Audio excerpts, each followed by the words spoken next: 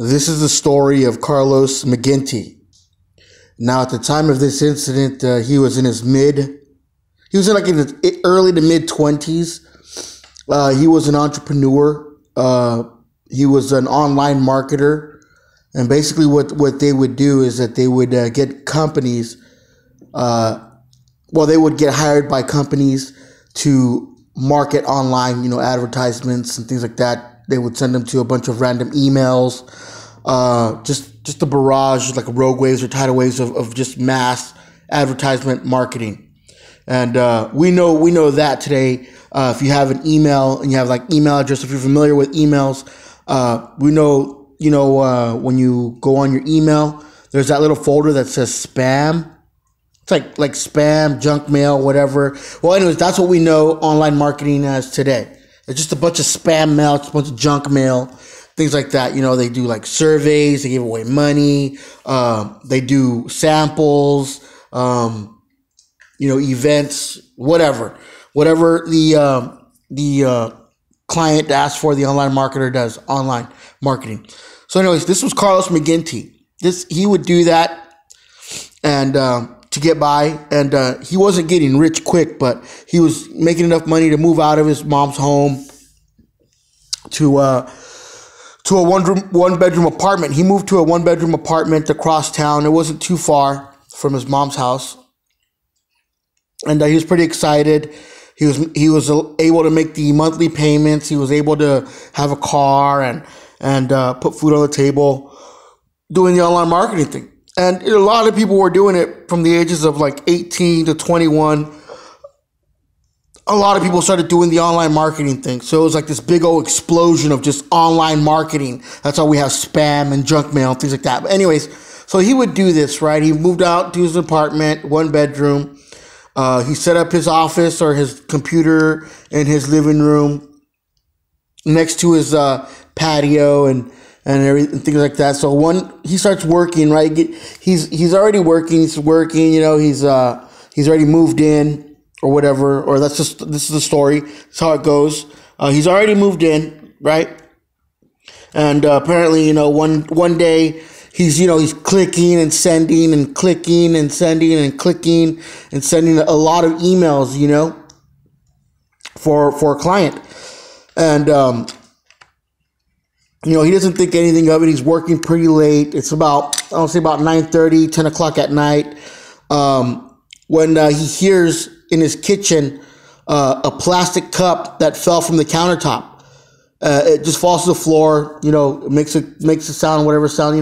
When the plastic cup falls on the floor, it makes that sound. Anyways, he looks up, looks in the kitchen, doesn't see anything out of the ordinary. There's nobody in his apartment but him. And so he automatically thinks, maybe the cup was too close to the edge of the counter, and it just fell. So he doesn't think nothing of it. He looks at his time, at his watch or whatever, his cell phone, the time. He realizes it's pretty late. It's going on 11 o'clock at night. He shuts everything down. He's getting ready he's about to go to sleep. And it's said that he goes to his room. And when he goes to his room, he notices that his room light is on. And he didn't turn it on because, or at least he doesn't remember leaving it on or whatever. Because in his mind, he's like, if I'm not in an area, the lights don't need to be on in that area. So, like, if he's not in the bathroom, the light's not going to be on. If he's not in the living room, it's not going to be on, so on, so on. Anyways, so he turns off the light, doesn't think anything of it, goes to sleep, wakes up the next day. He gets a call from his friend. His friend is asking him to go eat breakfast with him or whatever. They haven't seen each other for a while. And so he says, okay. So he gets ready. He leaves. He locks up his apartment. He takes off. He comes back a few hours later, and he's about to open his apartment door. He's about to unlock it when he notices that the door was unlocked. He stuck the key in, and he notices that the door was unlocked. So he got a little startled. He was like, "I know I locked the door before I left."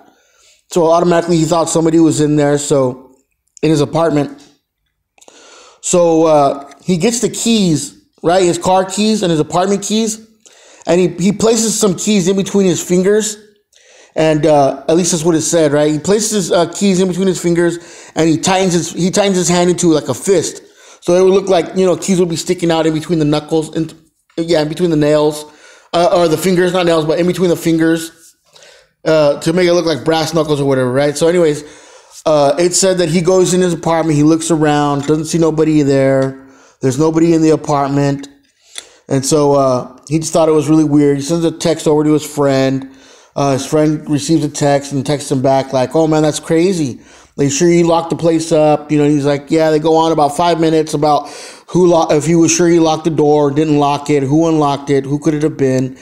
Anyways, he gets back to work. He turns on the computer. He starts working, starts clicking and clicking and clicking away, sending, clicking, sending, clicking, sending. And he gets this new client, and he's really excited about it because his client is going to pay him a lot of money to do an online marketing campaign. He wanted him to do 2 campaigns of online marketing. Now, if you're not familiar with like a rogue wave of marketing or a tidal wave of marketing, it's like an online term. Basically, when you're online, there's like internet terms, like phishing, streaming, casting, tethering, what we know now today for the rogue wave or tidal wave of advertisements as spam or junk mail. And then you have the rogue waves of tidal waves. And what that basically means is like it's a mass abundant amount of advertisements all at one time in a short amount of time, as many advertisements as you could send. It's kind of like a giant tidal wave or a rogue wave of just marketing. Boom. As many as you could send within a certain amount of time frame, right? So anyways, he starts doing that. He's working on his first campaign with this new client. He's excited. He's getting a lot of money for it.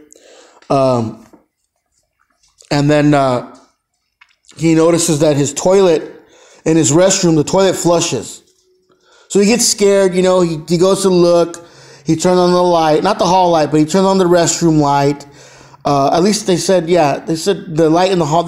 The story was like the light in the hall wasn't on or whatever. But okay, so he goes to the restroom. He turns on the light. He looks around. There's nobody in the restroom. He pulls open his shower curtain. There's nobody in the shower.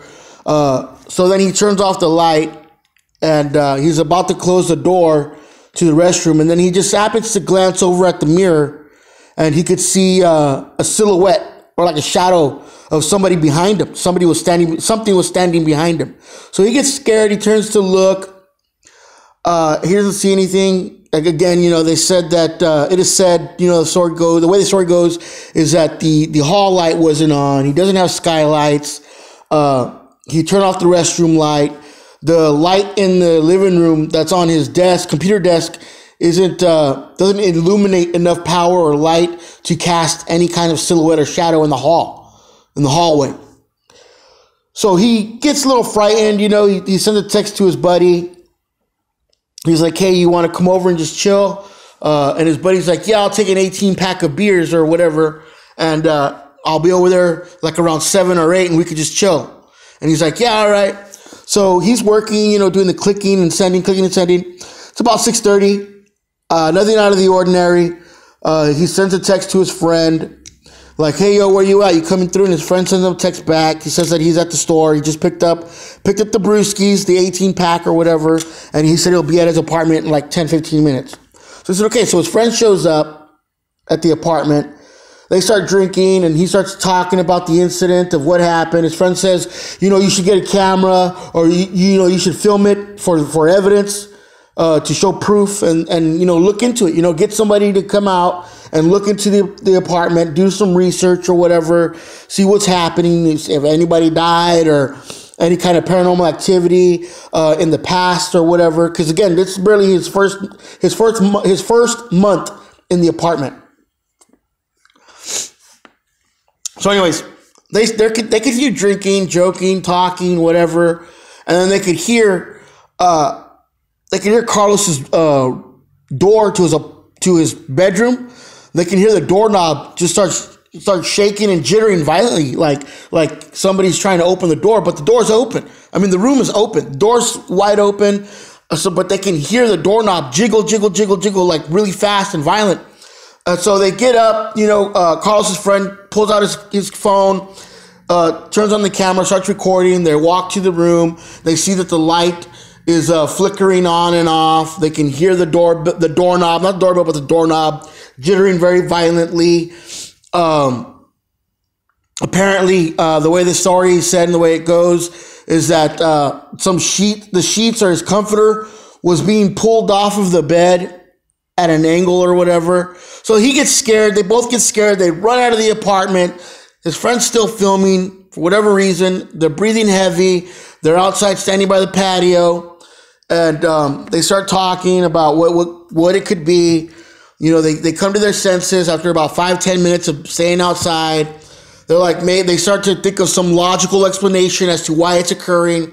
They come up with reasons like, oh, it's a gust of wind that's causing the comforter or the sheet to be pulled off the bed. It's faulty wiring for the lights to be flickering off and on, and things like that, so on and so forth. So anyways, they go back in the apartment. They continue drinking. They continue talking. There's no more paranormal activity for the night. They fall asleep. They wake up the next morning. They go have breakfast. And they talk about it some more, I guess, or something like that. Yeah, they end up talking about it more.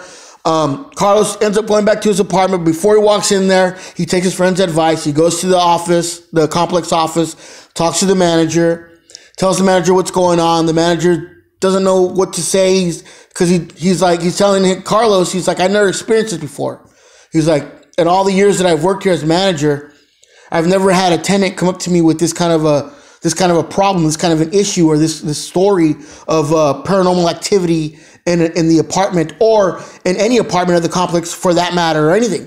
And he says, as long as I've worked here, there has been no accidents in apartments that were led to death, no murders, no mysteries out of the ordinary, nothing except for maybe one time someone lost their pool key and they went to the office and he had to go look for it or whatever. And he ended up having to make a duplicate pool key or something like that. Yeah.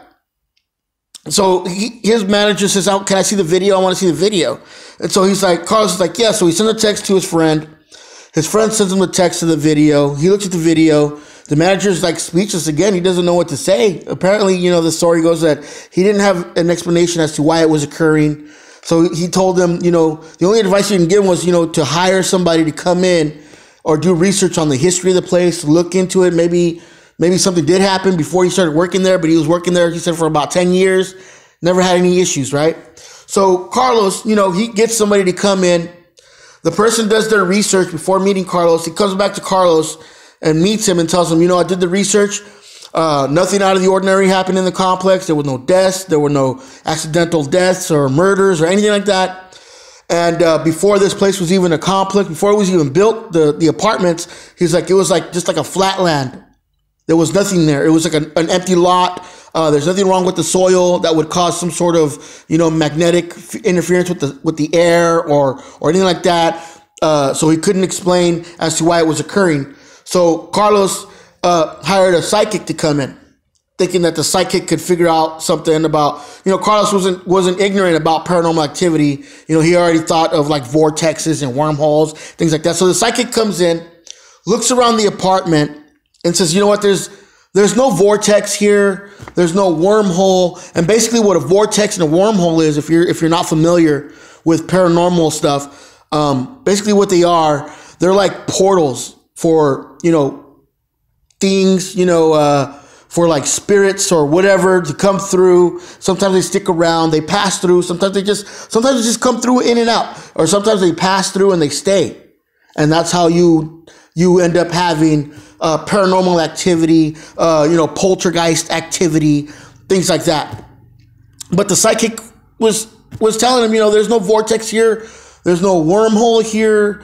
There's no legitimate explanation as to why the paranormal activity was occurring there. And so Carlos was like, okay, he stayed there for a few more weeks. He ended up moving out because I guess the activity didn't get worse, it was said, but it still continued. Every once in a while there would be some activity. And Carlos just didn't want to be around it with his job and doing that stuff. So he didn't want to be around it. So he moved back into his parents' house. And I guess he had started another search to look for another apartment. But there was no legitimate explanation or reasoning as to why the incident occurred with the paranormal activity or the poltergeist activity There was nothing. There was no deaths. There was nothing wrong with the soil. There was no magnetic interference in the air. There was no vortex. There were no wormholes. So it really could not be explained as to why it was happening. Only the fact that it was happening. And there's a little bit of footage on it. You know, you can go online and you can look for that footage, but there's a lot of different footages regarding these certain events, you know. But yeah, that's the story of Carlos McGinty and his one-bedroom apartment and his incident with paranormal activity or poltergeist activity with no reasoning or legitimate logical explanation behind it. It was just happening. And that's that. You know, that's the story of Carlos.